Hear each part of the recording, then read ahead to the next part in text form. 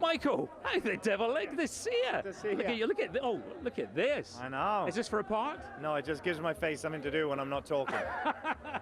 It's very, very soft. Yeah. Well, it's cold in Britain, you know. Now, Sarah on stage tonight. Yeah. She did well, didn't she? She did great. Yeah. Did you know what she was going to say?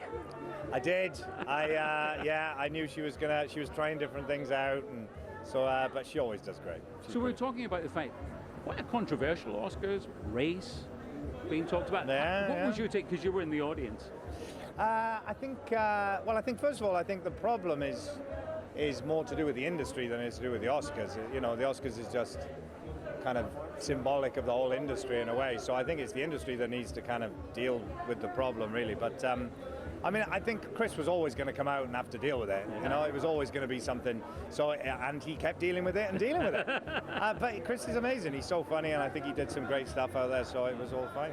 No, you know I love you. I know you think. I think you're one of the finest actors of our generation. And Mark Rylance, another man right up there. He was sitting right in front of me, and I genuinely felt so proud of him winning and to be there. And I thought his speech was just amazing. He's such a genuinely good person. He's got a really special quality to him, and so to see him recognize that, and like Steven Spielberg coming up to him and giving him a hug in the breaks and stuff, I just felt really proud, you know, and proud that like Andy Serkis was there and coming up and doing stuff, and Eddie Redmayne and Sam Smith was behind me, and Tom Hardy was across the way. It was just great, you know.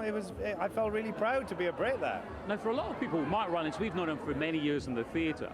And he was this amazing theatre actor, and we were never sure because it was almost like he didn't really want to do movies. I saw him do a thing called the Grass Arena when I was at drama school, I think, which was a TV piece about it was a true story about a guy who was homeless, went to prison, and he was a chess champion, and I always remember him in that, and he was amazing in that. So that was the first time I ever saw Mark was on screen. So I've always thought of him as being someone who can do both equally well, and I think, you know, he's just been so passionate and devoted to the theatre that at long last, you know, I heard Steven Spielberg and Tom Hanks talking about how they'd asked him to do stuff years and years ago, and he said no, he was doing plays.